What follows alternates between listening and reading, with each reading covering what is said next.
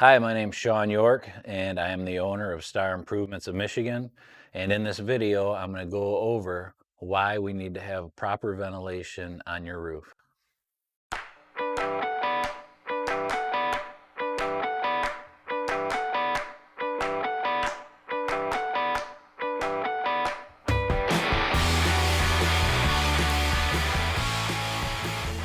Four things that happen when we're getting your ventilation working correctly.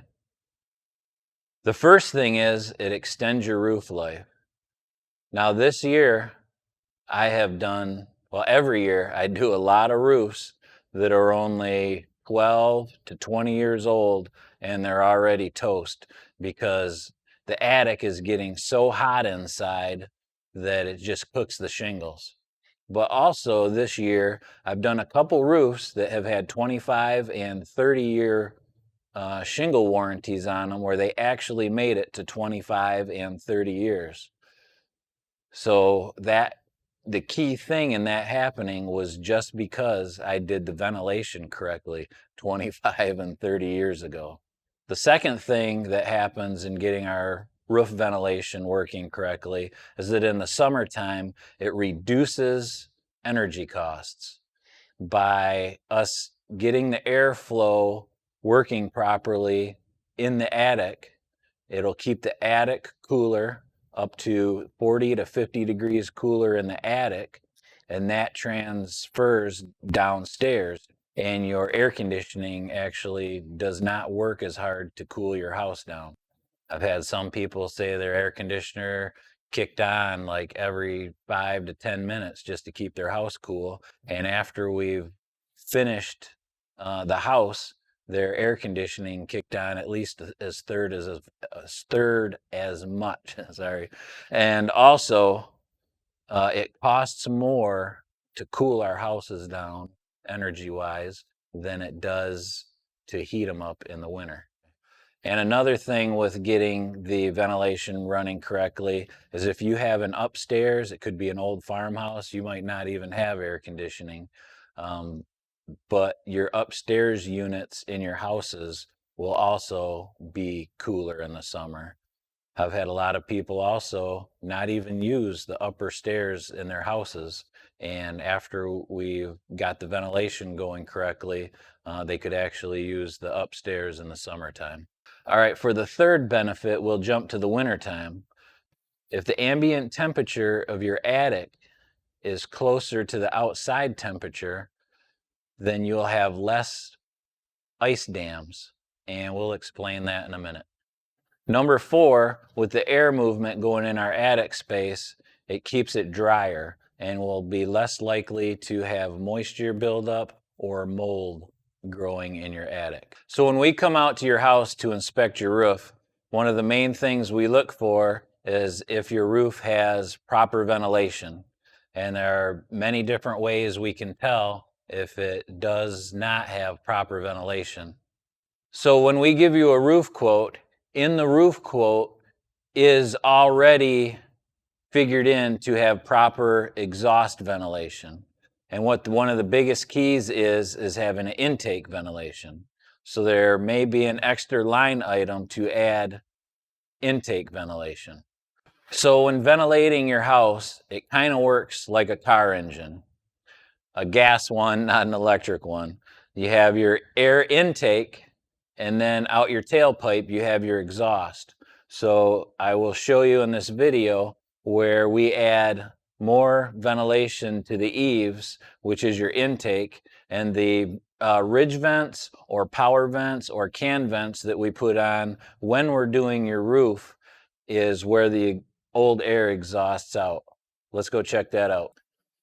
Okay, so here in this cutout, we can see how warm air from inside the house is going into the attic space, which could be prevented by more insulation, but either way, it's still coming in there.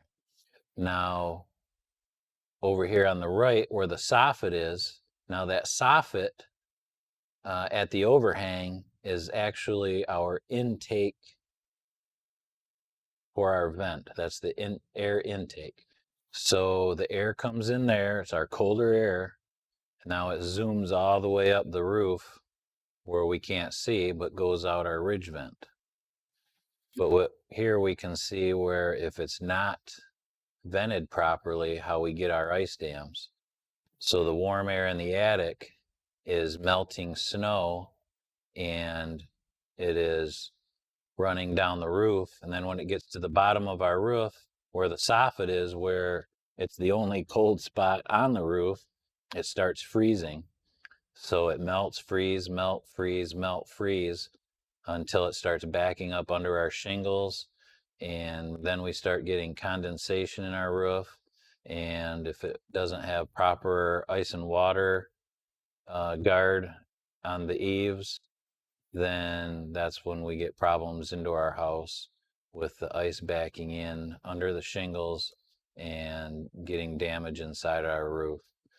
One way where we battle this is on our cutout here, we would have had a 3-foot, it's code to put 3 foot of ice and water shield on there, but on all of our roofs, we go 1 extra row, so that we would have had a 6 foot of ice and water shield on there, which would have been way past any ice dams if they did happen anyway. So here we have the air coming in at our soffits and flowing up through the roof and then out our ridge vent that is installed up there. So our ridge vent is the equivalent to our exhaust pipe on our cars. Okay, so on this house here in Akron, you can see there's only one soffit vent every 10 feet. And here we started cutting it off to take the old soffit out.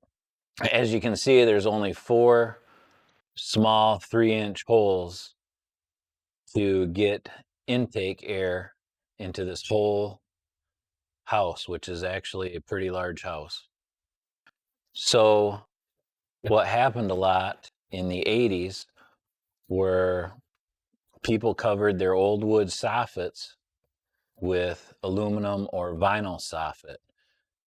And a lot of times they don't cut any holes in there or drill any holes. So when we come through, as you can see, we got to leave the gutters intact and the old aluminum fascia. And we were able to take that old aluminum soffit out of there, cut really big intake holes. That's a lot of air going to get in our attic. And we put in the new soffit and it looks pretty, no maintenance, and plenty of air intake.